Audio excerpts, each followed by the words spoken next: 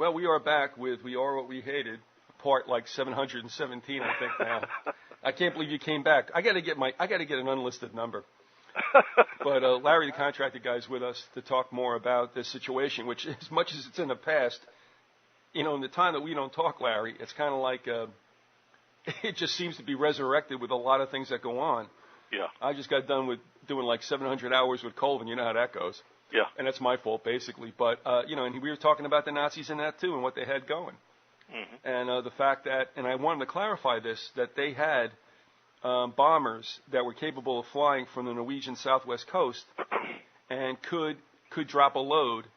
That didn't come out right. In New York. And I challenge them on that because I'm like, well, why weren't they picked up by any air defenses? Because you had Comac, Long Island, which was kind of on the eastern end, and they had stuff there to detect. But he goes, they stopped about 12 miles out, basically saying, okay, we can do this. I thought that was interesting. Yeah, they were testing it out. They also had, they were well into developing an ICBM that they thought they could hit New York with. Yeah, and, yeah, that would have changed a lot of things. It sure would. But I'm wondering how much that was la-di-la-di, you know what I mean? And how much of it were true.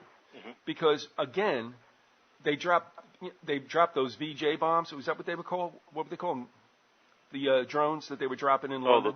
The buzz bombs? Yeah, they had the V1 and the V2. Yeah. The V1 was the precursor of a cruise missile. It was an early cruise missile, a very crude cruise missile, but it worked. And then they had like a jet strapped onto this thing, and they would just fire it off, and it would cruise for a certain amount of time, and then drop out of the sky and blast what was ever under it. And then they had the V2, which was the forerunner of the modern ICBM, and it was basically a Scud missile. That's what Saddam Hussein was using, was old Nazi technology when he was using the Scud missiles. He was way behind the times, but he really only just wanted to blast Israel to mess up the United States little coalition there. So he didn't really care as long as he got a few rounds in on Israel. I just thought I'd do this. I get these weird feelings, and I'm going to open up with a little bit of a what do you call it in the beginning? Is it a benediction? I'm not so sure. Maybe that's when you go out. But it's from Steinbeck, whom I love so much. I just felt led to share this with you. One of my favorite quotes. Yeah, I like Steinbeck. He has written, "It has always seemed strange to me, the things we admire in men, kindness and generosity, openness, honesty, understanding and feeling, are the concomitants of failure in our system. And those traits we detest, sharpness, greed, acquisitiveness, meanness, egotism, and self-interest, are the traits of success. And while men admire the quality of the first, they love the produce of the second."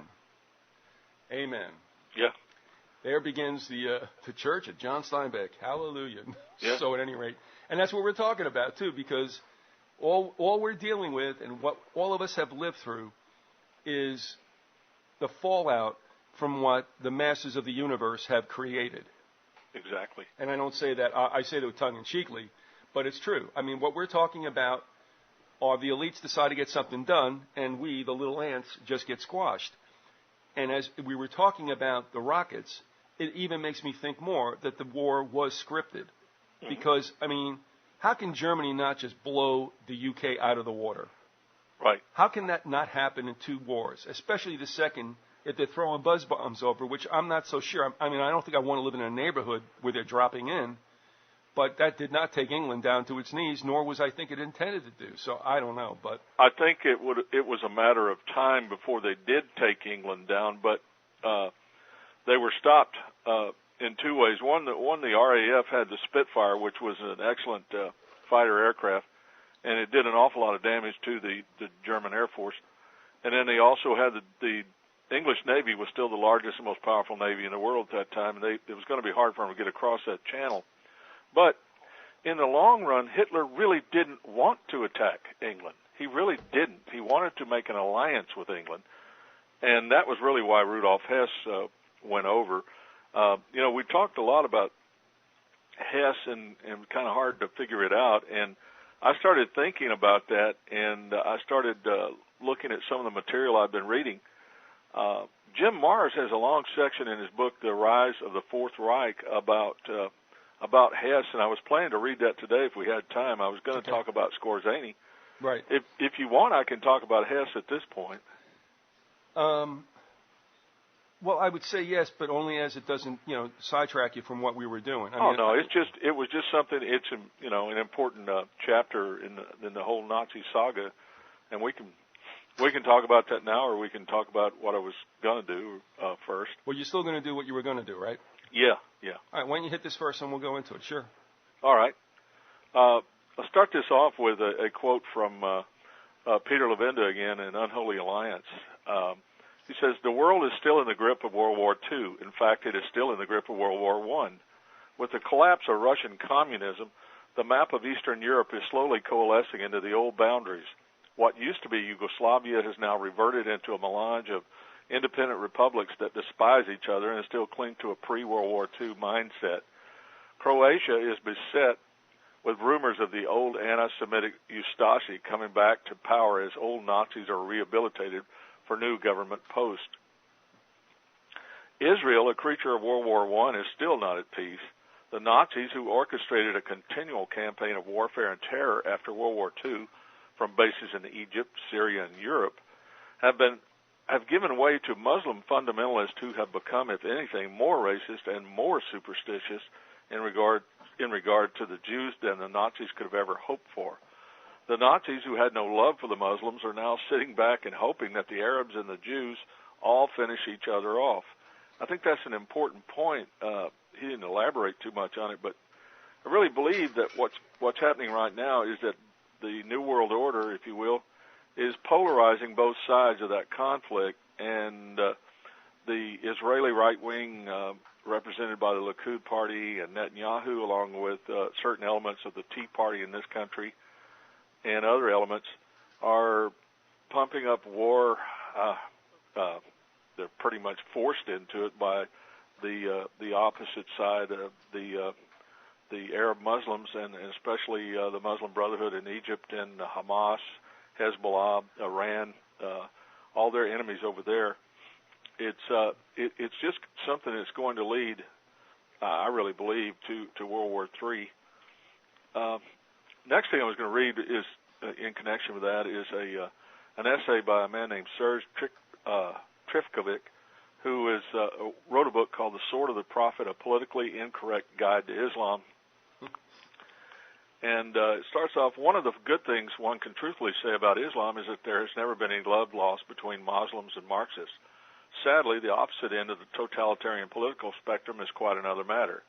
SS Chief Heinrich Himmler was known to remark that he regretted that Germany had adopted Christianity rather than warlike Islam as its religion, and there's a disturbing amount of twisted but very real logic in his remark. Beyond the obvious dislike of a certain other religion, we have the plain fact that both Nazism and Islam both openly aim at world conquest. Both demand the total subordination of the free will of the individual. The very word Islam means submission in Arabic.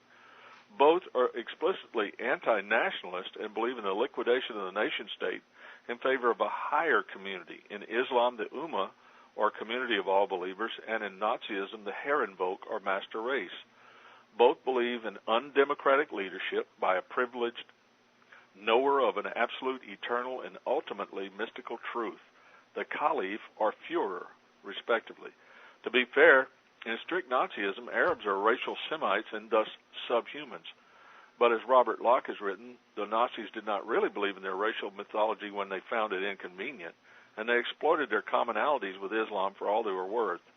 If the British Army had not stopped Rommel in the sands of El Alamein in 1942, preventing him from conquering the Middle East, the consequences for world history might have been dramatic. What did happen was quite ugly enough. The Nazis began by attempting to exploit Arab resentment of the British and French colonial rule that they were under during the 1930s. Colonial rule, which in light of the subsequent bloody and tyrannical history of the region, is hard to condemn today as worse than a likely alternative. They promised the Arabs liberation from the French and British, a promise which the naive Arabs, not grasping the character of a Nazi regime, that would have likely reduced them to slaves, in its own empire, took at face value. This gave rise to Arab anti-Semitism that he didn't say that, but I was saying that. He said Hitler himself was even given an Arabic name, Abu Ali, but Hitler's Germany went further and sensed the demonic potentialities inherent in the mythology, reliably emotionally satisfying the persons crazed with resentment of radical anti-Semitism. It made a concerted and remarkable successful effort to plant modern anti-Semitism in the Arab world. The founding of Israel helped further this project, as Bernard Lewis has written. The struggle for Palestine greatly facilitated the acceptance of the anti-Semitic interpretation of history and led some to attribute all evil in the Middle East and indeed in the world to secret Jewish plots. The Nazis managed to recruit some Muslims directly. Several Muslim SS divisions were raised, and we've talked about in previous episodes. This was only taking the first step in Heinrich Himmler's planned grand alliance between Nazi Germany and the Islamic world. One of his closest aides, Obergruppenführer Gottlob Berger, boasted that a link is created between Islam and National Socialism on an open, honest basis. It will be directed in terms of blood and race from the north, and in the ideological spiritual sphere from the east. What an image. A Nazi-Muslim alliance to conquer the world. Goes on to talk about modern-day Egypt and modern-day Middle East and the anti-Semitism in that area of the world. The most prominent and influential daily newspaper in the Arab world is Al-Ahram, a semi-official organ of the Egyptian government. In June 2001, it carried an op-ed article, "What exactly did the Jews want?" And the answer was worthy of the Nazi newspaper, the Volkisch Beobachter, 6 decades early. The Jews, this quote, "The Jews share boundless hatred of the Gentiles. They kill women and children and sow destruction. Israel is today populated by people who are not descendants of the children of Israel, but rather a mixture of slaves, Aryans, and remnants of the Khazars. And they are not Semites. In other words, people without an identity, whose only purpose is blackmail, theft, and control over property and land with the assistance of the Western countries." The second most influential Egyptian daily is Al-Akhbar, which went a step farther on April 18, 2001. Our thanks go to the late Hitler, who wrought in advance the vengeance of the Palestinians upon the most despicable villains on the face of the earth. However, we rebuke Hitler for the fact that the vengeance was insufficient. It's hard to imagine hatred more vitriolic than that which reproaches the Nazis for not completing the final solution more thoroughly. What is remarkable is not that such sentiments exist, but that they are freely circulated in the mainstream media and internalized by the opinion-making elite throughout the Muslim world. In the same league, we find the claim that the Holocaust, in fact, never happened and that the Jews and Israelis are the real Nazis is regularly made. The Jewish Nazi theme is a favorite of Arab caricaturists, some of whom use the swastika interchangeably with the Star of David or juxtapose them. Graphic depiction of the Jews appears to have been lifted directly from the pages of the notorious old Nazi newspaper Der Stürmer, or the Stormtrooper. It kind of gives you an idea that this conflict is not going to be resolved anytime soon by peaceful means. But aren't we hearing, Larry? I mean, everything that you've read has struck me as being just over-the-top propaganda from one about the other. Mm-hmm. And I mean, and that's deliberate, and that's meant to keep everybody irritated and agitated. You know, like I said, applying the old sandpaper to a cat's behind. Yeah. Then throwing them into a box and wondering why they fight. And of course, we understand that in Scripture it was predicted that as we said before in Genesis, you know, that this the seed of Hagar would be a great nation, but would be a little bit hard to get along with. Excuse me. But, you know, I have to not laugh, but one of the things that makes that come true is the continual instigation by the West. Exactly. Have the Middle Eastern people, whatever they are, I don't care if they're Islamic or Christian or whatever, have never been left alone. The West always has found some reason for the last, 10 millennia to get in there and do something. So, you know, what do you expect? Yeah. You know. Yeah. Well, it's deliberate, and I think it's just like Lavinda said, and there's a lot of evidence pointing to it. They want to exaggerate this hatred, and they want these two sides to wipe each other out. And of course, that would be the final solution for the Jews, the way they see it. And they'd also get the Arabs out of the way too, because they want the oil in that area of the world, and they're tired of dealing with the problems that the Arabs present for them in that regard. And plus, with Aryan racial theories, they consider the the Arabs and any Semitic people to be inferiors, that they're not Aryans, and as a result, they're considered to be a trash race to those people. And by the way, today, this Sunday, what is it, June 5th? Yes, sir. They're having their annual pro-Israeli parade in Manhattan. Uh-huh. And no big deal. I mean, I really never realized it was going on. I just found out about it today. It's been going on for I don't know how long. And, of course, there's always tensions there and such. But I had to laugh because, really, I mean, I lived in a neighborhood and in a town that was multicultural before the word ever became fashionable.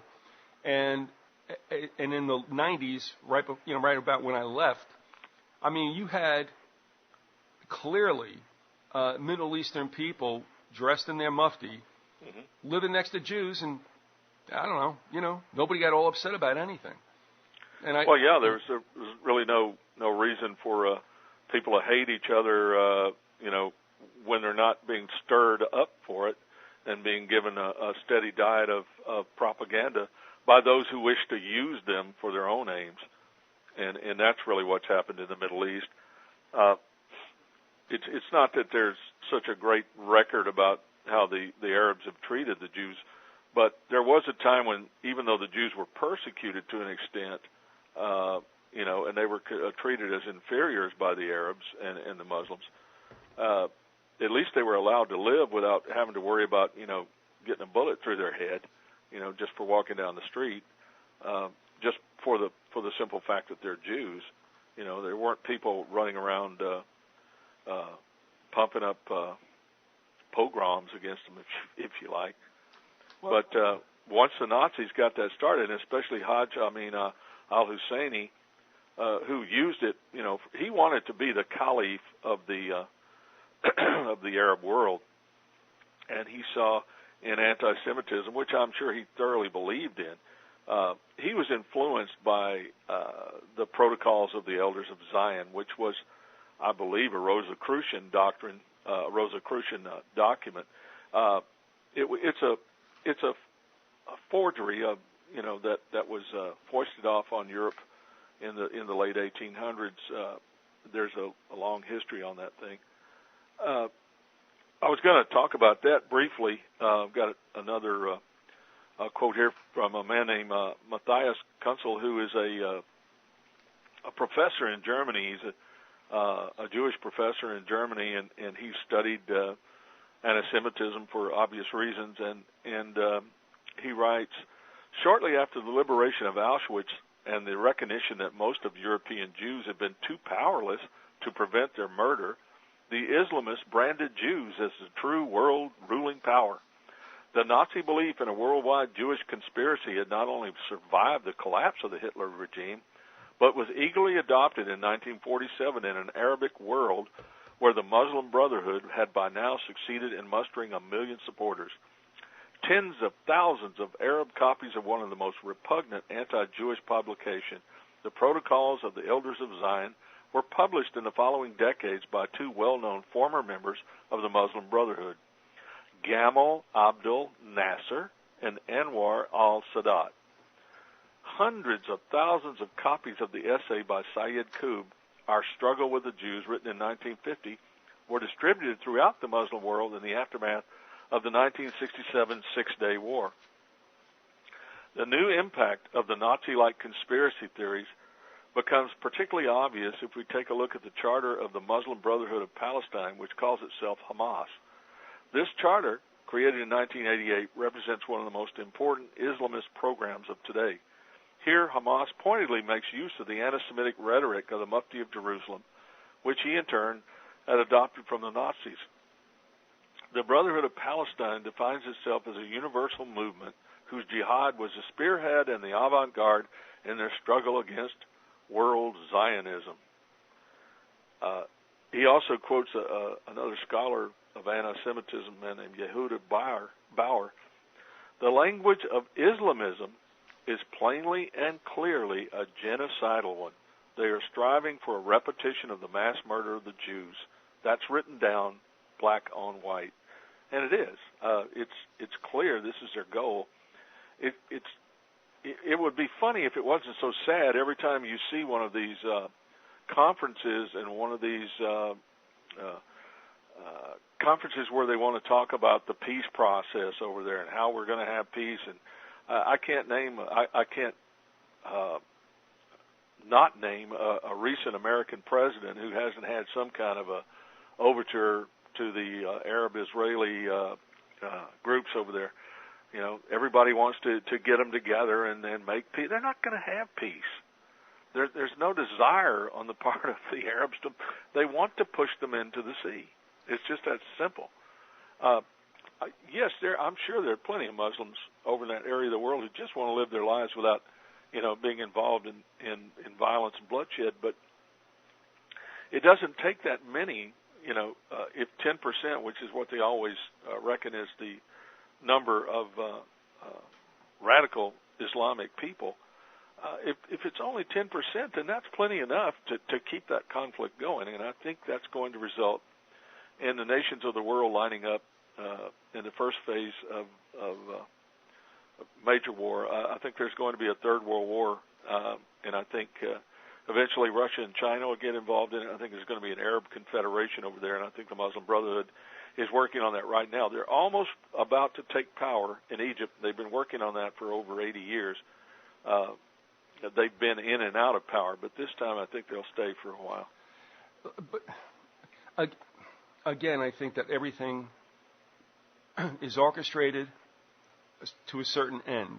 Mm-hmm. And if everyone were left alone, do you think they could live peaceably? I'm guessing they could. Yes. Now, you know that the dropping in of Israel in 1948, I don't know, however it was embraced by Jewish people, whatever that means, certainly was looked at by Christians as some kind of a prophecy realized. And, I don't know how you feel about it, but I think that it was definitely a scam because, as far as I understand, Jehovah brought the tribes back to their land. That had already been fulfilled, but the tribes blew it. Yeah. All right? I'm not really sure on that one, but I do know one thing, that there was a considerable element within the Jewish community, and that's kind of a BS term, but it's the best I can come up with. I'd say the Jewish community, and by that I mean certain schools of thought and certain influential rabbis who never believed that Zionism was right and never believed that the Jews should do that. And of course, though, World War II and the Nazi persecution in Europe forced many people to try to find a place where they would not be persecuted. I mean, when you had 6 million people being killed and gassed and the whole Holocaust thing going on, that you had quite an incentive for people to want to run somewhere else, and Zionism was right there. The Zionists were right there to herd them on into Israel. Yeah, and I think it's part of the whole idea of getting rid of them once and for all, because you're concentrating them in one small area. And I know that may sound like a conspiracy theory to people, and I'm not hoping for that to happen. I'm not hoping, for the Jews to be wiped out, or the Arabs either, for that matter. But I think that's just, it's kind of like it's just inevitable. But I'm asking you now. Its inevitability, to me, is due to the fact that Satan has a leash until a certain time. Right. And the things that do occur are being obviously fulfilled, whether he realizes it or not. Right. And so my point is, now remember, there's a very strange period here, too, coming from the 19th century into the beginning of the 20th century, where, again, the West has all kinds of ideas about what should happen in the Middle East. Hence, you got what? The Sykes-Picot Agreement, you have the McMahon Pledge, and you have the Balfour Declaration. Mm-hmm. Even before and during World War I, there was an inducement coming out of England, and you could say British Zionists, I guess that's okay, to have them come down. But it's like, what are you doing? All right? So I'm not going to say it's right or wrong, but there was this inducement rubber stamped by the British government to say, hey, yeah, go ahead on down. So prior to World War II, there was this urging of Jews to inhabit whatever land they could at that time. Right. Yeah, Balfour was a man who invented a smokeless gunpowder, a new form of gunpowder, and it greatly enhanced the British military's artillery capabilities. Accuracy and capability, and as a result, he asked for the British government to help with. He wanted to be able to move the Jews into Palestine, and they granted him that. That's an awful complex subject. I'm not really prepared to go into it much, but I've got something else here along the same lines that I'd like to talk about. You're moving me away from this. Very good, Larry. You are a salesman. The only reason is I swear I won't. The only reason is I like to be prepared with some text and do it in a more formal way, because otherwise it's just me giving opinions, and I don't think people are tuning in to hear Larry the Contractor guy spout his opinions. Well, I give mine, and they don't care about them either. All right, but before you think I'm going to ambush you or go someplace crazy, I'm just going to say this. What I find interesting about this whole Israeli thing is, one, I believe that the covenant was fulfilled by the Lord in the Old Testament, and what's happening now is something that was foretold to happen because, again, Satan's at work. And I'm not calling Jews Satanists, nothing like that. No. Yeah. However, I also find it interesting that there is nothing said in Revelation about a homeland. We do know that 144,000 are marked. They do know that they are the remnant of the tribes, but it may very well be that they are martyred as well.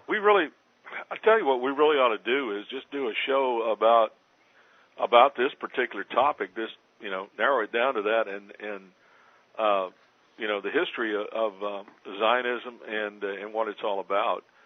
And there's the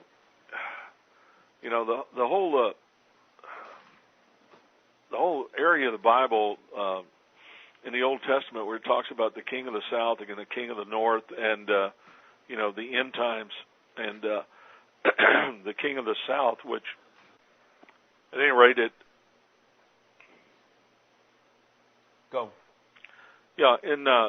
in the Old Testament, in Daniel, it talks about the king of the south and the king of the north, and a conflict involving the nations in that region, and it names Persia and Egypt, and of course Persia was the old name for Iran, and several other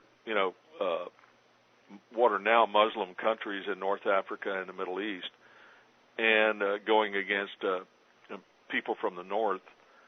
It's a complex issue, and I'm not really prepared to get into all that right now, but I definitely see in what is going on in contemporary politics in that region of the world the build up to a third world war, and I don't think that's any kind of an original thought with me. Oh no, but I see it coming. And I think we both agree. No matter what's going on with what's been created, it is what it is. Mm-hmm. I got a little problem with Christians believing that this was an answer, a fulfillment of prophecy, because I think that was already done.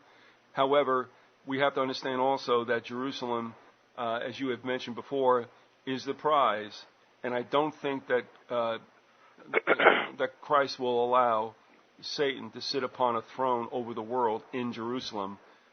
Without trying to get into too much, I would say that kind of would be a signal to me also that he's coming back. Right. Well, and it talks about the Antichrist, the abomination of desolations, which is where he goes into the temple, which is rebuilt. And I'm not sure how that's going to come about, but the temple is rebuilt, and he goes in and proclaims himself to be God. And this is called the abomination of desolation. Right. And the whole world, apparently the whole world is going to see this. Well, back in ancient times, I guess people couldn't understand how that could happen, but now with satellite communications, it could easily happen. Yeah, agreed. I mean, it gets to be a nettlesome problem going all through this, and glibly speaking about it in 5 to 10 minutes is not going to take care of the situation. Right. And again, I think a lot, and this is going to be an isolated comment, so you need not address it because I know we have to go certain places. But I wonder sometimes, I mean, with this unfortunate situation, and I'm calling it unfortunate, with Harold Camping, whom I listened to for many years back in the 80s. Yeah. And just could not understand. And where I'm going with this is that there are many things that have to be fulfilled. Yeah. And if we're dealing with a taking away, because the word rapture is not in Scripture, if we're dealing with a taking away, which we all believe will happen, that's got to be at a certain time, and the events leading to that are not here yet. Right. And if it is a post-trib thing, if it is when we meet the Lord in the sky, well, then we know it's got to be after the trib, and the trib certainly is not what we've seen. I mean, well, there's the three camps within evangelical Christianity, and I guess I would have to put myself under that category, although I don't really like that term that much. But it's pre-millennial, mid-tribulation, and post. And post,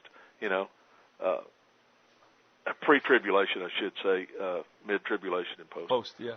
And I was raised to believe in the rapture, that prior to the tribulation, that the Christians, those who were born again Christians, would be raised in the air, and that whole scenario. I mean, you know exactly what I'm talking about. Yeah. Maybe our audience doesn't, but I guess I could go into more explanation some other time. But as I've gotten older and I've looked around at the events, and I was influenced somewhat by some of your shows. And gee, are you in trouble? Yeah. All right. I've got to go get a new inspiration. Yeah, stop right there. Go downtown and buy a new inspiration. That's it. You got to believe in someone. But anyway, no, I've begun to believe that it looks more likely to me, and I can't really go into Scripture to back up what I'm saying, but I've just thought that that whole scenario, I do know, was created by some people in England. A Scottish woman, I think. Yeah, a Scottish lady. McDonald, I think her name was, yeah. Yeah, that it was. I'm not sure what the motivation behind it was, but it was so widely preached and spread throughout the Christian West that an awful lot of people believe that, and I just I'm having a real problem believing in that. I believe that Christians are going to have to suffer through the tribulation. Well, maybe not the entire time, but that they are going to suffer, and I believe that God will bring us through. But it's like you were saying recently, that old saying. It's a lot of these people. It's all crown, no cross. That's right. Yeah. I mean, when you look at the disciples of Christ, the people that walked with him, talked with him, ate with him, people that loved him and listened to him and studied him on a regular basis every day of their lives while they were with him, many of them were persecuted and horribly murdered by opponents of Jesus Christ. I'm guessing all the apostles, none of them died in their sleep. I don't think so. No. I don't think any of them did. I know that Peter was brutally murdered. They're all of them, that I can think of, they were martyred. Yep. So I mean, these are people that were. I mean, Jesus knew them intimately. They were his closest right. Disciples, and those people, they suffered for the cross. They suffered for their belief in Christ. So why is it? And I mean, you think about it. We're talking about this whole thing with Muslims and Jews. They don't like Christians any better. The radical ones don't like Christians any better than they like Jews. And over in Africa, in the Sudan, the black Christians in the south of that country are often persecuted, murdered, and many of them are taken into slavery and treated in the most brutal forms of whatever. I'm just going to grasping for words here, but they're treated in a brutal fashion and made slaves. So what makes us here in America think that we're going to skip out of all that and that everything's just going to be hunky dory and it's all crown, no cross. Well, and I don't think that's the way things are going to go down. No, the prosperity doctrine that I first encountered back in the 80s never made any sense to me. And it says, well, it picks out all of the scriptures, anything you wish, da-da-da-da. Look, that's not how it goes. Exactly. And I think, well, without getting anything any thorough about that, but, we'd all be fools if we had a multiple choice questionnaire before us and saying, how would you like to be taken away? Before the trib, in the middle of the trib, or after the trib?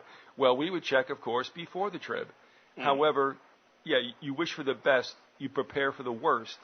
Mm-hmm. And let's face it, there's scriptures that say that many will be beheaded in my name. Mm-hmm. Well, how does that happen, folks, if you're not here? Right. And I'm sorry to say, no, it's a very unpleasant situation. But you think back to the slaughters of Christians in the Colosseum and such. Tying their arms, one each to a runaway horse. And I'll tell you what. And Sandhu and I have done stuff on this, and I think we're going to do something else on this. Right. But what do I hope? I hope that the Lord can do anything. If you can at all possibly mute the pain, it's only a twinkling of an eye. But that's easy for us to say, isn't it? However, I'm just hoping for that. That's all I can say. I don't know how you stand there and get mauled by a lion. I'm not sure. But, he promised, and I'm believing on it. If we're faced with it, well, we have something to cling on to as far as what we're promised. If we don't, consider yourself very fortunate. But right. I just think that in the future, with the nature of the enemy that we face, that many Christians and Jews will be slaughtered. It's just that simple.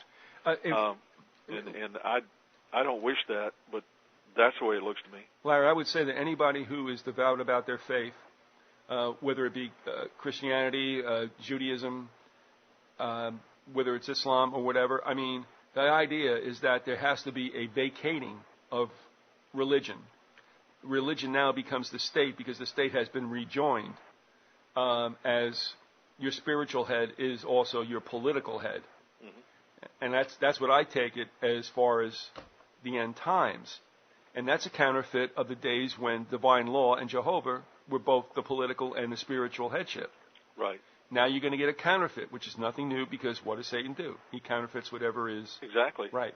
And then whoever that should be, whatever that should be, will set itself up as, okay, get this now, folks. I am your political head. I am your spiritual head.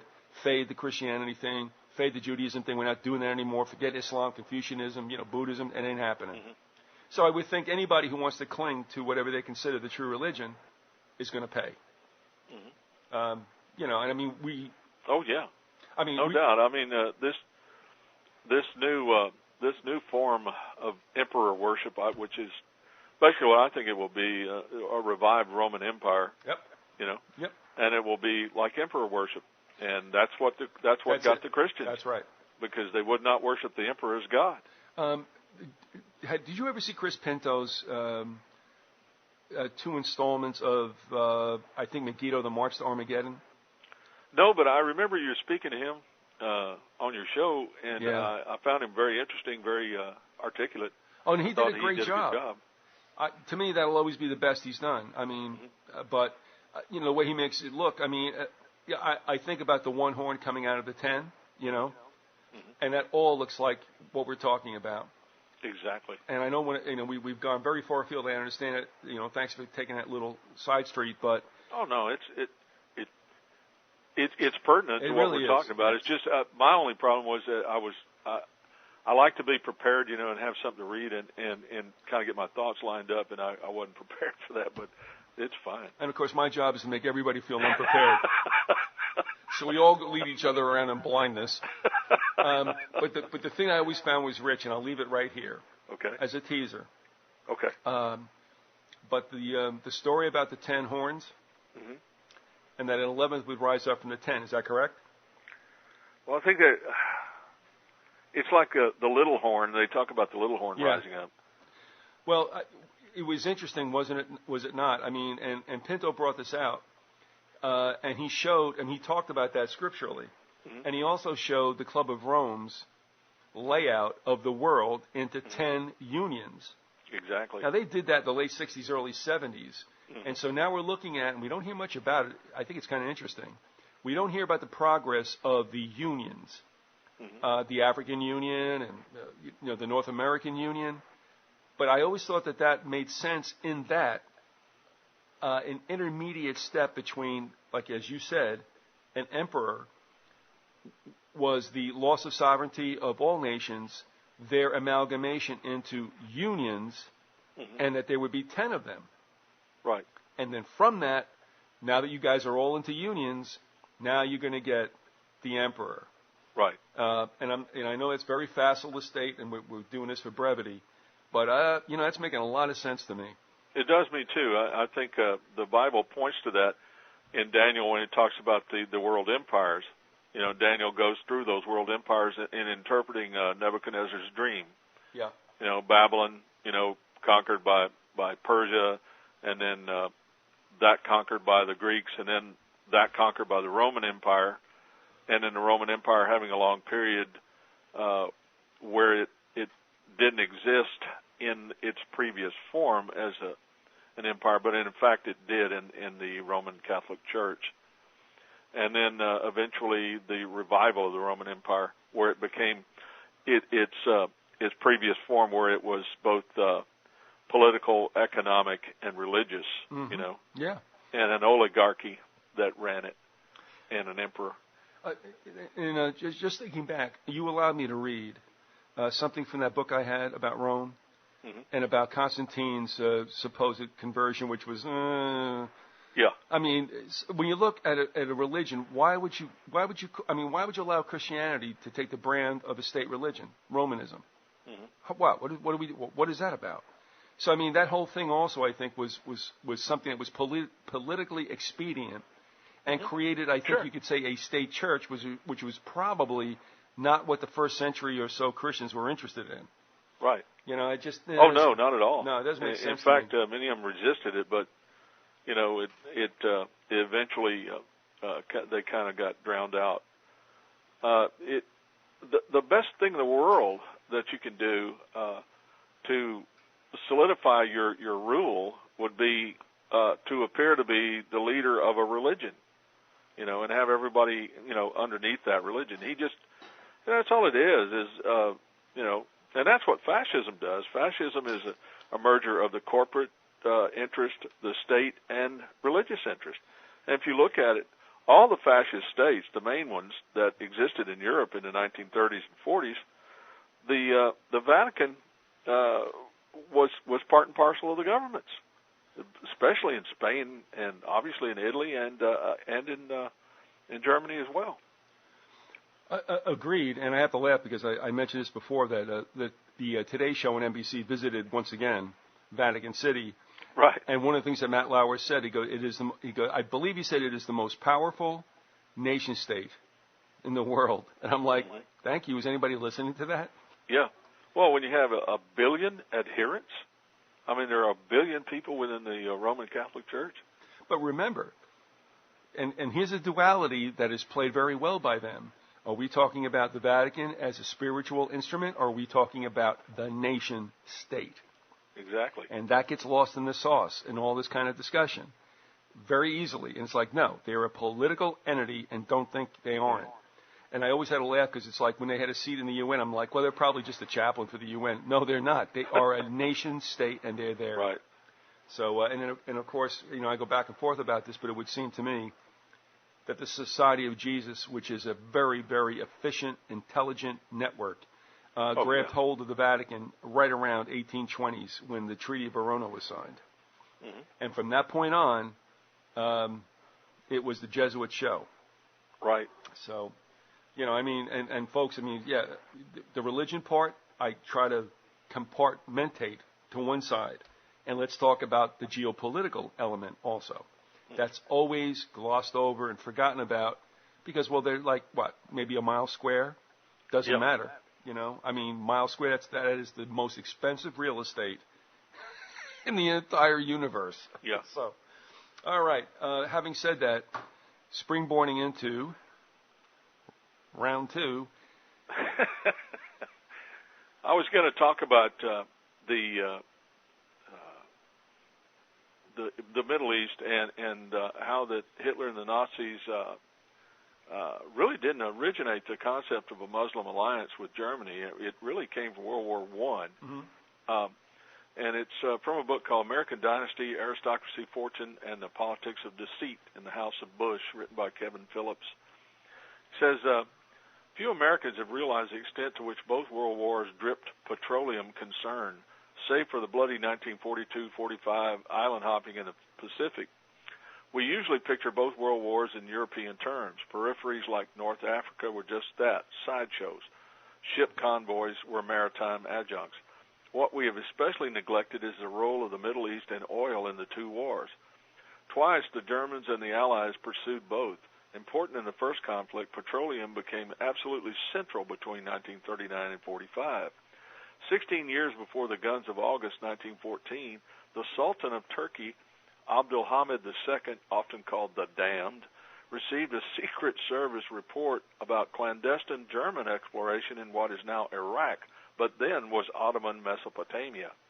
The Kaiser's state visit to Constantinople, his grandiose profession of Muslim sympathies, his pursuit of a Turkish alliance, and his dream of a railroad from Berlin to Baghdad had a further dark and seeping motivation. According to British historian Peter Hopkirk, German geologists posing as archaeologists were at the very moment prospecting for oil around Mosul in northern Mesopotamia. In fact, his spies informed him that they had already found it, for an intercepted German report spoke of the region offering even greater opportunities for profit than the rich oil fields of the Caucasus. Those fields had made Russia the Ottoman Empire's great rival, the world's top turn-of-the-century producer. The oil era was just beginning. After war broke out in 1914, the battlefield presence of automobiles, trucks, and aircraft, as well as the British Navy's reliance on oil rather than coal power, made petroleum an even more important war resource. Luckily, large new oil fields in the United States and British development of Persia, together with the Russian production still accounting for 15% of world output, gave the Allies a leg up in dominating petroleum geography.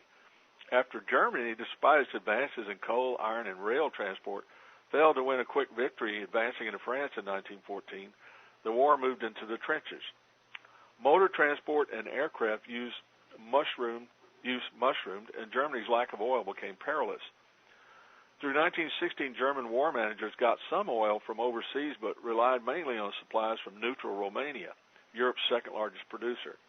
Although the Kaiser had completed his railroad from Berlin to Baghdad, commercial oil and gas development was not yet underway in Mesopotamia, despite conspicuous natural gas vents and oil seepage, widely commented upon since the days of Nebuchadnezzar, king of Babylon. Alas for Berlin, little came of the Turco-German Holy War designed to stir up the 1914-15 Muslim revolution in the Russian Caucasus and against a British authority in Persia and India. Although the Sultan, as Caliph of Islam, proclaimed jihad, no serious rising took place. Turkish troops in the north did little more than mass near the Russian border. In the south, they threatened but did not attack the Anglo-Persian oil refinery in Abadan, just across the border in neutral Persia. The limited success came in 1915 when local tribesmen, agitated by German agents and the Turks, damaged the Anglo-Persian pipeline from the oil fields to Abadan, greatly reducing its flow for 5 months. Ironically, Winston Churchill, as First Lord of the Admiralty in 1914, had despaired of Britain's ability to defend the Persian oil fields and refinery. There is little likelihood of any troops being available for this purpose. We shall have to buy our oil from somewhere else. Each side put a high priority on constricting the other side's oil supply. Germany responded to Britain's naval blockade and control of surface waters with a submarine campaign that decimated British shipping, not the least oil tankers. In early 1917, adoption of unrestricted submarine warfare against Allied shipping doubled the tonnage from a year earlier, reducing the Royal Navy's oil supply to a level that threatened paralysis. On the other side, when neutral Romania joined the Allies in 1916, the Germans responded by capturing the Romanian oil fields around Ploesti, but they were partly thwarted by a group of British destruction teams led by Colonel John Empire Jack Norton Griffith. Given reluctant permission by the Romanian government, they wrecked derricks and pipelines, set the wells ablaze, and left such destruction that production could not be resumed until spring. Sounds like Saddam Hussein. Mm-hmm. Output by the Germans for all of 1917 was only one-third that of 1916. After the war, General Ludendorff acknowledged the dire effects. After the Kaiser's Islamic holy war had fizzled, Britain, France, and Russia turned their thoughts to a post-war division of the crumbling Ottoman Empire, as set out in the Sykes-Picot Agreement of 1916. Russia's post-war sphere of influence would include the Bosporus and part of Anatolia. France would comprise Lebanon, Syria, and oil-rich Mosul. Britain would hold sway in Arabia, Palestine, and most of Mesopotamia, including Baghdad. Sir Maurice Hankey, Secretary of the War Cabinet, explained, "Oil in the next war will occupy the place of coal in the present war. The only big supply we can get under British control is the Persian and Mesopotamian supply. Therefore, control over these supplies becomes a first-class British war aim. Revolution cost Russia its place at the post-war table, so Britain and France alone divided the Middle East pie." Besides guiding a tribal revolt in Arabia, British troops also prevailed in Palestine and Mesopotamia. From a base in Basra near the Persian border between 1915 and 17, they drove up the valleys of the Tigris and Euphrates to seize Baghdad. Some of the same towns and battlefields, Shaiba, Al-Amara, and Nasiriyah, will be revisited in the Anglo-American invasion of Iraq in 2003. One other petroleum-driven campaign took place before the armistice. When revolutionary Russia left the war in 1917, Germans and Turks took aim at the scarcely defended Russian oil fields in Baku, just north of Turkey and Persia. Before German diplomacy could work, a Turkish army put Baku under siege in the summer of 1918. However, a small British relief force arrived, delayed the oil center's capture, and then slipped away. Turkish troops did not take the city until September, too late for desperately needed oil to help Germany. All right, this is the second segment. And Larry, you were finishing up with something you were reading, and as we now go into the second segment, is there anything you want to say with regard to that, or are you going to continue this? Well, basically, I was just talking about the German interest in the Arab world during World War II was really started in the First World War. The Kaiser had wanted to bring him into the fold because of the presence of oil in that region of the world, and that was part of their scheme for domination, world domination. And now I want to talk about the Arab world again, and in particular talk about a very famous Nazi who was involved in Egypt right after World War II. His name was Otto Skorzeny. Again, I'm going to use the book Unholy Alliance by Peter Levenda and talk about Skorzeny. The flashy neo-Nazi groups of Latin America perform a very valuable service for the old war criminals in hiding. They take the public's political temperature, so to speak, while at the same time taking the heat off the comrading work. And a major player in that underground Nazi network, the rat line par excellence, was Otto Skorzeny. Skorzeny's career as the creator of Hitler's elite commando force, trained in foreign languages, sophisticated weapons, and demolition devices, various forms of aircraft, including experimental planes and combat and assassination techniques, is celebrated all over the world. It was Scorzani, after all, who performed the impossible rescue of Benito Mussolini from under the nose of his captors. It was Scorzani who dressed members of his force in American uniforms in one of the last battles of the war, and thus contributed to many American deaths by means of this artful deception. And it was Scorzani who inherited the responsibility for maneuvering the stolen Nazi art treasures out of Germany and occupation hands into Spain, Portugal, and eventually to South America. These art treasures formed the capital with which Scorzani financed Despina, his version of the Odessa, the organization of former SS officers, and with which he aided the escape and survival of many of his former colleagues, including but not limited to Eichmann and Mengele. Scorzani never stood trial at Nuremberg, when he was easily one of the most important war criminals ever to survive the occupation. Instead, he made himself useful to American intelligence and later to West German industrialists, and reconstituted Nazis enjoying the protection of Adenauer. He figured prominently in Perón's regime in Argentina, and was even entrusted with bringing Evita, Perón's body, from Italy to Argentina after the death of her husband. Scorzani was a fanatic Nazi who kept the pagan faith throughout his career until his death from cancer in 1975. His involvement with the regimes of Farouk and Nasser in Egypt went so far as to include creating an Egyptian Gestapo staffed almost exclusively with former SS officers, a measure that received wholehearted support from CIA Director Alan Dulles, who was at that time involved with Reinhard Gehlen in developing an anti-communist espionage service within the ranks of the CIA. It is evidence of this kind of collusion between the CIA and former SS officers, Nazi financiers, and concentration camp doctors that has given rise to speculation about Nazi mind control methods being developed under CIA auspices in the decades after the war. The commando unit Scorzani created under Hitler remained largely intact after the war, and formed the network of SS men around the world, financed by Nazi money hidden in various European and South American treasuries, that contributes to the survival of Nazi ideology today, more than 50 years after the end of World War II. With so much support being given to these men by various governments, including America's, is it any wonder that Nazism is enjoying a kind of spiritual rebirth all over the world? Estimates range as high as 70,000 former SS officers, members of Hitler's elite Black Order, initiated with pagan ritual into his version of the Masons and Jesuits rolled into one, remained at large after the war.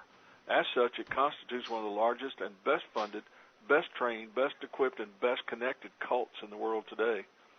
And the second generation is being trained and indoctrinated in the streets of London, Berlin, New York, Buenos Aires, and in secret heavily armed estates like Colonia Dignidad. That was kind of an overview of Scorzani. I was going to talk a little more about him, and in doing so, I was going to use a book called The Beast Reawakens, which is one of my favorite titles, by a man named Martin Lee. And he gives a kind of a background of Scorzani. Otto Scorzani was a towering 220-pound hulk with broad shoulders, slate gray eyes, and dark, springy hair atop a 6'5" frame. Born in Vienna in 1908, he endured hard economic times as a youth, tasting butter for the first time when he was 15. He studied engineering at the University of Vienna, earning his degree in able fashion while frequenting the local fencing fraternities that affected a tough, freewheeling crowd. Intense and fearless, he loved to fight duels with a Schlager, a sharp-edged sword with a blunt tip. And he said his lean, muscular body boasted 15 scars, including a melodramatic sword slash that cut from the left side of his face from forehead to chin.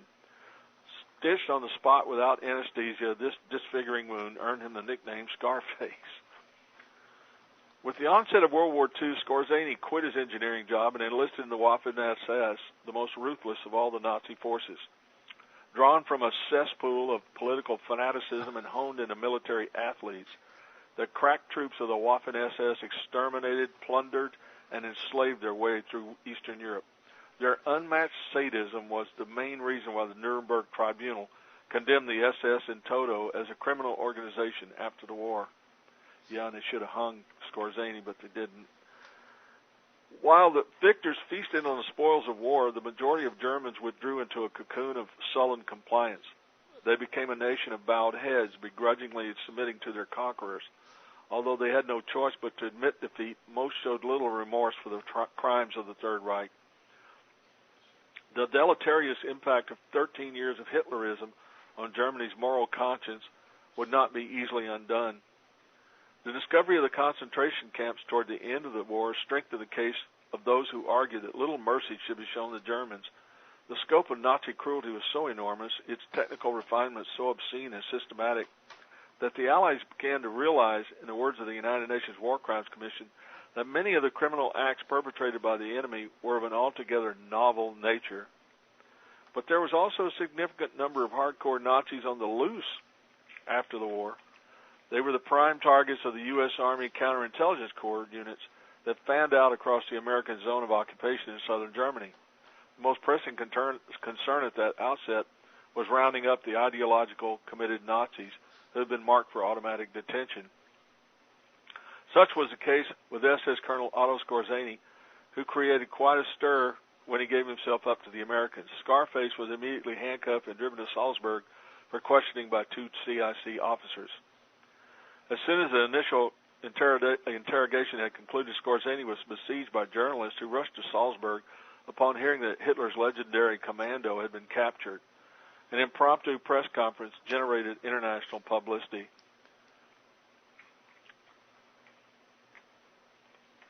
Among those who stood trial in the American zone of occupation was Otto Skorzeny. Hitler's favorite commando faced war crimes charges for his activities during the Battle of the Bulge in December 1944, when Germany launched a last desperate counterattack in the Ardennes on the Western Front. The Fuhrer had chosen Skorzeny to lead a special mission involving German saboteurs attired in U.S. Army uniforms who infiltrated behind enemy lines and wreaked all sort of havoc. Some of Skorzeny's agents posed as American military police and misdirected Allied traffic. Amid the confusion on a cold winter night, the SS summarily executed 71 captured American soldiers in what has become known as the Malmedy Massacre. Nevertheless, in September 1947, he was acquitted of illegal actions during the Battle of the Bulge, after a British officer testified that Skorzeny had done nothing that his Allied counterparts had not done themselves or attempted. Well, that's a bunch of bull, but anyway. Despite the Dachau verdict, Hitler's ace commando made a lasting impression on Eisenhower, who as President of the United States kept a photo of Skorzeny in the White House office. That I don't understand. But going on and talking about Skorzeny and his effect on the people of Egypt, the Muslim Brotherhood, and the Egyptian government. July 1953, a brigade of goose-stepping Arab soldiers marched along a wide boulevard in Cairo. They saluted as they passed the grandstand reserved for special dignitaries. Sitting among the honored guests, conspicuous in his dark glasses, was Otto Skorzeny. The Nazi war hero had been invited to inspect the sun-drenched military parade in celebration of the free officers' coup that toppled the corrupt Egyptian monarchy 6 months earlier. A key advisor to the new regime's secret service, Skorzeny was held in high regard by Egypt's young revolutionary leaders, including the up-and-coming Colonel Gamal Abdel Nasser, considered by many to be the real power behind the secular throne. Ilse Skorzeny, who often accompanied her husband during his travels to the Middle East, acknowledged that Otto and Nasser were on very friendly terms. When we were in Cairo, they were together a lot, she explained. While visiting Egypt, Skorzeny also kept up his contacts with the burgeoning German exile community that had taken root shortly after World War II. Cairo, like Madrid and Buenos Aires, had become a safe haven for thousands of Nazi expatriates. Many Third Reich veterans found employment with the Egyptian government. Close ties between Germany and the Arab world had been forged initially during the Hitler years, as the Fuhrer's geopolitical experts gave top priority to building up Nazi influence in the Middle East. Even though he loathed Arabs, he once described them as lacquered half-apes who ought to be whipped. Oof. Hitler, Ouch. he's such a nice guy. Hitler was nonetheless the idol of the paramilitary Green Shirts, Egypt's indigenous proto-fascist movement, which referred to him as Abu Ali, the good fighter. King Farouk, who ruled Egypt during the Hitler era, was also a Nazi sympathizer. The king's palace became a rendezvous point for Axis spies and couriers. Members of the royal family were involved in espionage for fascist Italy, and many of the king's mistresses did double duty as Nazi agents. There you go. Works every time. Oh. With Rommel's army aiming to wrest Egypt from British colonial rule, German military intelligence stepped up its activities in the land of the Sphinx. Admiral William Canaris, head of the Abwehr, counted upon his confidential agents, two young Egyptian lieutenants, Abdul Nasser and Anwar Sadat, both of whom belonged to a secret officers association known as the Ring of Iron. We made contact with the German headquarters in Libya, Sadat said of his wartime activities, and we acted in complete harmony with them. Imprisoned for 3 years by the British because of his subversive efforts, Sadat would later succeed Nasser as president of Europe. The most influential Arab leader to seek an alliance with Nazi Germany was Hajj Amin al-Husseini, the notorious Grand Mufti of Jerusalem, a scion of a prominent Muslim family in British-controlled Palestine. The Mufti fled his native land 2 years before the outbreak of World War II. Lean and intense, this worldly man of letters with a scraggly red beard remained their preeminent religious leader of Palestinian Muslims despite his refugee status. And he goes on to talk about Husseini going to Germany. We've already talked about that. Powerful radio transmitters were put up at the Mufti's disposal so that his inflammatory pro-Axis propaganda could be heard throughout the Arab world. He was also instrumental in organizing a special Muslim division of the Waffen-SS. The Mufti visited these troops regularly, leading them in prayer and exhorting them to fight for Allah. He also blessed Nazi-trained sabotage teams before they were dispatched to Palestine, Iraq, and Transjordan. It became increasingly obvious that the military tide was turning against the Axis. Hajj Amin al-Husseini urged Germany and its puppet regimes in Eastern Europe to send thousands of Jews to concentration camps rather than allow them to immigrate to Palestine. It does not appear, however, that the Mufti decisively influenced the Nazis, who needed little encouragement to exterminate more Jews. After the war, the Mufti made his way to Egypt. He settled into a luxurious villa in Alexandria, courtesy of King Farouk. The Mufti's arrival in 1946 was a prelude to a steady stream of Third Reich veterans, including several badly compromised Nazis who chose Cairo as a hideout. One of King Farouk's ministers suggested that former Nazis should be hired as advisors in an effort to upgrade the Egyptian armed forces. Although the king showed little enthusiasm for the proposal, some of the military officers went ahead anyway and secured the services of several German technicians and industrial experts. Most intriguing aspect of the revolt against King Farouk, Newsweek reported, was the role played in the coup by the large group of German advisors serving with the Egyptian army. In other words, the Nazis were behind the coup and gave them information that they needed to pull it off. Mm-hmm. While there was no evidence that former Nazis initiated a coup, according to Newsweek, quote, the young officers who did the actual planning consulted the German advisors as to tactics.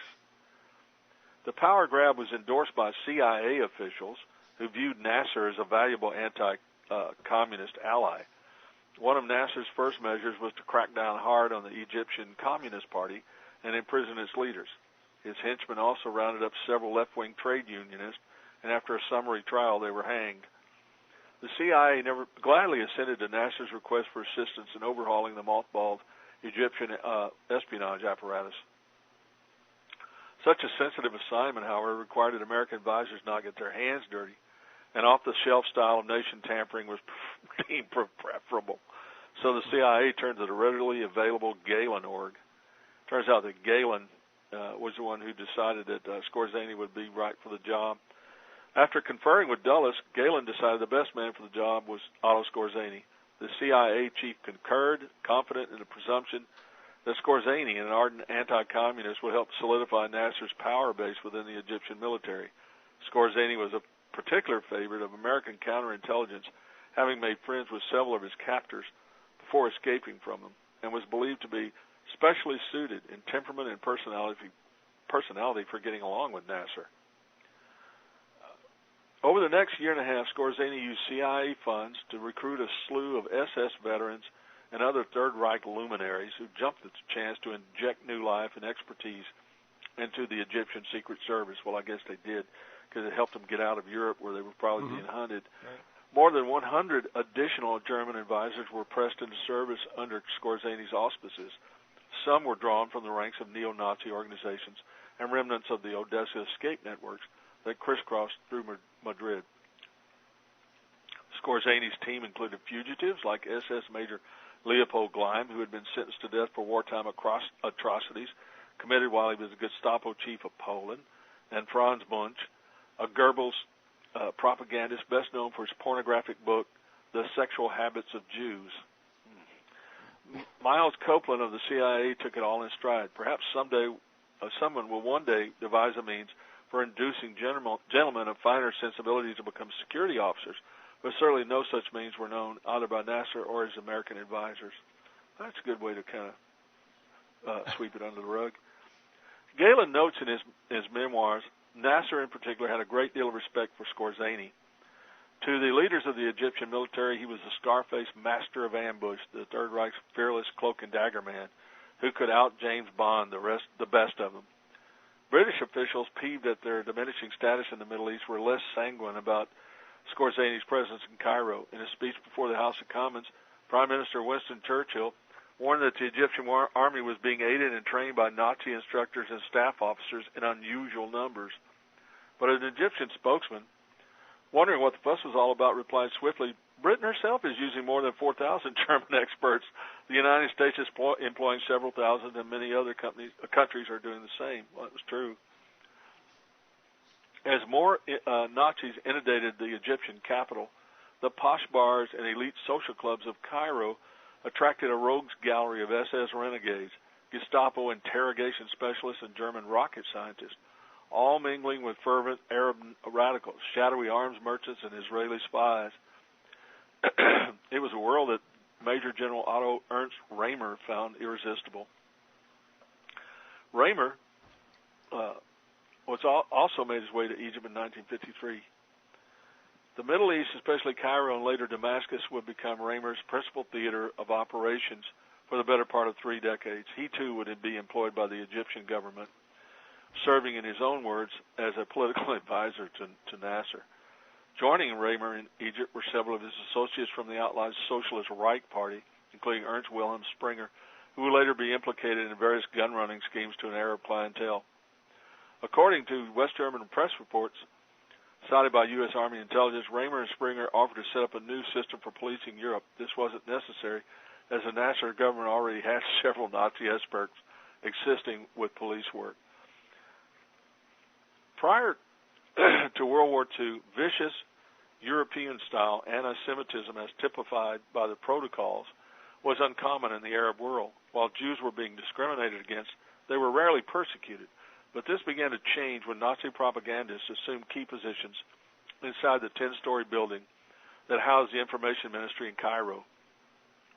Inevitably, the racialist views of these German expatriates rubbed off on Egypt's leaders, who launched a repressive campaign against members of the local Jewish community, many of whom were expelled from the country after their property and possessions had been confiscated. Such measures were applauded by von Leers and the other European fascists who found favor with Nasser in the mid-50s. Several young Palestinian refugees, including Yasser Arafat, joined the Egyptian soldiers who were learning the ways and means of unconventional warfare.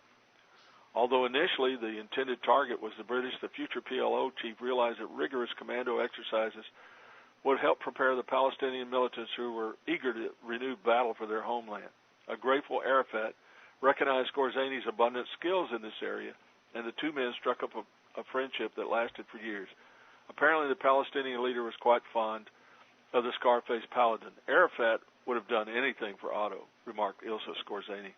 Well, I think you see from here that events of today with the Muslim Brotherhood and the hatred toward Israel all dates back really long before our current time, and was greatly exacerbated by people like Otto Scorzani and other Nazis that came into Egypt and influenced them.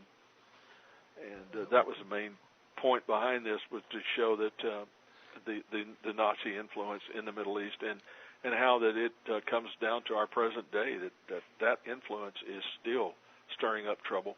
Do you have in your notes? Do you have a date approximate when Arafat made his acquaintance? I guess the approximate date would be the early 50s, Viz, because I think Skorzeny came there in 53. You know, yeah, there's quite a bit of literature on that. I can get you more information on it. I just don't have it handy right now. No, I'm just trying to think of his timeline because, I mean, Arafat did mean a lot to me. I don't know. I guess maybe in the 80s I started paying attention. I don't know. Yeah. And I really never knew the history on him. I didn't care about things back then like that. But here again, I also found it very interesting that if you remember, Arafat was pinned down once by the Israelis in that house. And then they get a blown in the kingdom come. Yeah. And they didn't. And before I thought things go bump in the night, I thought that interesting. It's like you got them, either make them come in or blow them up. Yeah. This is it. This is game, set, match. And nothing was done. And I just thought that, like, well, if this guy is such a monster, if he's such an enemy of the Israeli state, what's the problem? Put your hands up and come on out, or see you later. And it didn't happen. And he, continued on, for whatever, his habits allowed him to live for. Yeah. Again, I just thought. Now it was odd. I don't really know what the explanation of that is, but that was a very odd scene. I remember that. Yeah, but now, of course, where I'm going full bore is that, I'm thinking this is the way the game is played. Can't do this, can do that, can't do this. I never really did realize how much the Nazi effect permeated the Middle East after World War II. Yeah. I understood it only in the last 10 years because of work that was done and, works that you read from what was posted on Black Razor and stuff. And I'm like, oh, that's interesting. What was the connection? Because when we look back at World War I kind of never really did understand, what the Germans were doing with the Ottomans. And, of course, they enlisted the Ottomans in, on their side of the World War I conflagration. Right. One reason they wanted them was because of the control of oil, and that the Ottomans were in control of countries where oil could be found, and that was one of the main concerns. Plus, there was a huge population of people who hated, the enemies of Germany as much as Germany did. Well, but you also have Britain poking their nose around. The French were down there as well back in the beginning of the 20th century. Yeah. It's almost like we all have to be there because we don't want any of you to be there without us. Well, the thing that always gets me is, like somebody once said, the attitude of the United States about the Arab oil is that what is our oil doing underneath their desert? Exactly. And that also plays into not the period you're talking about post-World War II, but that whole episode, that we kind of get some kind of a glimpse into, however it's been skewed, with Lawrence of Arabia. Right. And he's down there. It's like there was like a food fight down in the Middle East between Great Britain, France, and Germany. Right. Well, they set the Arabs up. The British did, tell them they were going to allow, them to, get together and they were going to help them out, and they were going to help facilitate the uniting of the Arabs, and they had no real intention of doing that. They just went down and carved up the territory along with France. But that also leads to, I guess, an understanding that, and here we go again with conspiracies, but still, that Lawrence was upset by this and came back and either did a little popping off, or before he could pop off, he had a motorcycle accident. Yeah, it could just be coincidental, that he had a motorcycle accident, or there's also a good chance that, somebody did knock him off. I think he had too much publicity, and he was really angry and verbal about, his feelings about how Britain had betrayed the Arabs. They had used him to help them attack the Turks and had helped them, accomplish their goals in the Middle East, and then kind of dumped on them. Yeah, I saw that movie, I don't know how many times, the one with Peter O'Toole. Mm-hmm. And I saw it like in 63, 64. I couldn't understand it. Yeah. What do you want? Yeah, you're a kid. Yeah, and it's like really long. And I'm like, Yeah, there's some good fight scenes in it. That's about it. Well, all I remember is that if there wasn't subliminal advertising in theaters at that time, which I think there was, those shots of that broiling orange sun across the desert, man, I was running to the soda stand like you couldn't believe, you know? Yeah. But then later on, watching it again and again, and even of late, you know, of course, they're saying, oh, no, it just was really a motorcycle accident. But, you know, I don't know. Yeah. And no one can blame, I'm sorry, you can't blame anybody for wondering about that because he wasn't going to come home and be a poster boy for the program of Great Britain in the Middle East. Yeah. And I think you're right. I mean, I believe he realized he had been used as a tool. Well, it's sure not above the British government to get rid of people that are in the way. Well, you know? It's not above any governments to get rid of people. No, not at all. I'm just, you know, in this case, Britain. No, I'm thinking back to this last situation I should not have gotten into. You know, about the comments about about Pearl Harbor. I'm like, look, governments kill their people when they want to advance something. They sure do. And this guy pops off about, we should have known Japan was going to do this. And I'm like, dude, be that as it may, but 2,300 servicemen in Hawaii had no clue. Know. Huh? They did know Japan was coming. They just didn't know the exact date, but they did know they were coming. They had plenty of warning. I mean, it's ridiculous. Even in the 1940s, how in the world can this huge task force go all the way across the Pacific to attack Hawaii without being detected? Well, somehow.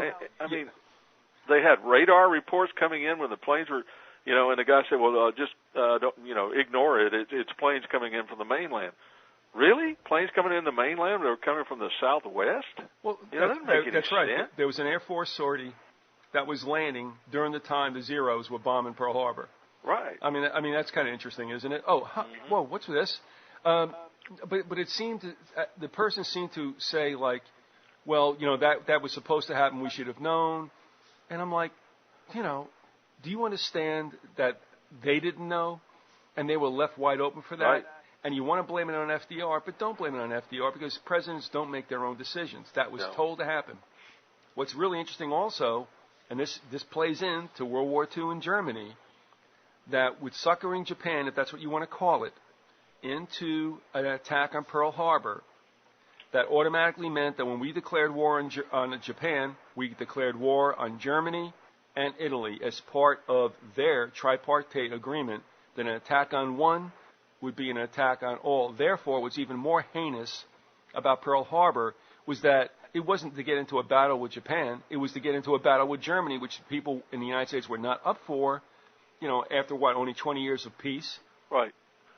And just the whole idea of going into a world war, unless somebody is a real nut or stands to benefit from that, that's not something you want to deal with, It's just amazing to me that people think all these events are so simple, and they're really much more complicated. And they look on the surface, and there's a lot of political machinations going on behind the scenes. Plus, we are removed from of 360-degree accounts of the way people felt back then. All we get in the history books is like, let's go kick their ass, and people were not interested in World War I. They were certainly not interested in going to a European conflict in World War II. But, of course, they had to get manipulated to get involved in such. But think about it. I mean, the United States jumped in late in World War I and really expedited the end. But then 1918 to 1941, I mean, what do you got? 23 years of peace, that's it? Mm-hmm. And pretty much the United States knew they were going to get into it by the late 30s, with us being involved in Lend-Lease and all that other stuff. So it's just like, how you get people lathered up to go into something like this is hard to believe. But, of course, most of America, you'll never be able to fathom what their beliefs were because they have no voice. Yeah. They don't get into the newspapers. They don't get onto the radio back in those days. And we're looking at the same thing now. So I always have to laugh when people say, well, how could they keep that a secret? Well, it really wasn't that much of a secret. It's just that the people who are in opposition never get a platform to voice what, and thereby we have no such thing as freedom of expression. That is a myth. Right, and ask Vyzygoth who went on. Well, who went on Blog Talk Radio and tried to tell the truth, and as best he saw it, and got smashed. Yeah, I just said something recently too, which I had forgotten about when we spoke, because a lot of people, weren't aware that ever happened. I mean, that's a while back there. I mean, you were around, but they had known about that until you brought it up, and I got a couple of emails. But I remember how mad I got, and I don't know, in a way, there's really no reason to get mad about it. I mean, I should have known that was coming. But when it actually happens to you, to a friend of yours, to someone you know and are associated with, then it becomes personal, Well, before it's just theoretical. Then it becomes personal where you see it. It's like, my God, I mean, all the guys, and the show was probably the best one you ever did on 9/11. And that's the one that they knock off the air, and you can't even get a copy of it. Well, yeah, and I didn't tape it that day. Yeah. And it's just a shame. one of those That's things. a real shame. Yeah, but I mean that was on Flight 93. But I did mention this in a Stuff and Things, and then I had forgotten about this because Jim kind of reminded me, and so did Lady Biz. They're like, what was funny is Blog Talk was ready to feature us as one of the top 10 shows because when we came in, the ratings just spiked. And though they might not listen to the show, they can see who's getting hits, and they were ready for us to come on.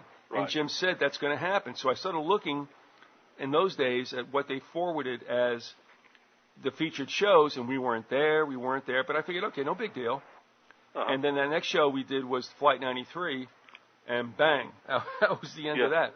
I mean, your show was really hot in those days. It really was.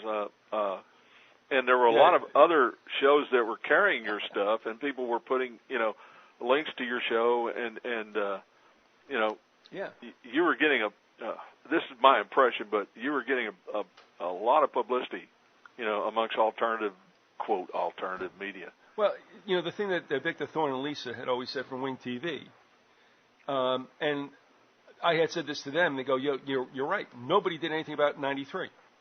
Yeah. Jones, the rest of them, all fixated on the WTC, and really not much about the Pentagon. And all they want to talk about really is the Twin Towers and the planes, and the pancaking effect, blah blah, and they on and on and on about that, and they just keep everybody's interest there, yeah. Yeah, and they won't let it go. And Flight 93 is the third rail. You start talking about Flight 93, and people really want to turn you off. Because that gets down to the nitty gritty, Well, there were a lot of mistakes making on that one. Yeah. And they wanted everybody to focus. They, meaning the government, wanted everyone to focus on really which was a horrible sight at the WTC. Right. The Pentagon was a little hairy, and Shanksville was even hairier. Yeah. And there were a lot of mistakes that were made, so they don't want people dwelling on 93. So at any rate, we did stuff on that. And, I mean, at the end, as you know, I just went to the newspapers and took their own accounts. Right. And there were contradictions and all kinds of crazy stuff. Yeah, I remember the show, and it was, you had it down, bro. It was like bang, bang, bang, point by point, and it was just really well done. And I think you could probably recreate it, but maybe not. It was like a real crystallized point in time. It was really well done, and it was just a little too much for them, maybe a lot too much for them. And I couldn't believe that not only did they take you off the air, period, they took that show off, and I guess deleted it. And nobody can get a copy of it now. It's almost like it's like Kafka or something, where you're tried without, told what the charges are. Well, that's kind of the way things are done nowadays. Yeah. What was said was that I didn't tape it at the house here. Yeah. Off the stream, and it was lost forever. But no, in fact, Killtown came on after we did it again, and in fact, thank you for this plug. But I'm going to put out one of the collections, the vintage collections, which are they're paid for. That's the way it is. But I'm going to put out one on 9/11, which is going to cover 60 plus hours. Well, I would tell anybody in your audience that your stuff on 9/11 is much better than anybody else's that I've heard. And I've heard a lot of stuff over a period of years. I don't even listen to 9/11 stuff anymore. But compared to some of the garbage that I've heard, your stuff is far and away better, and the people that you have on, don't have any agendas, Well, no, I mean, we had Key Dudney on. We had the mysterious Michael Elliott, wherever he is, but he did some really good stuff. And in fact, has a chapbook that's still available through Wing TV. Yeah. We had Victor and Lisa who went out there because they live in Pennsylvania. They went down there and poked around. I liked listening to their stuff. They were good too.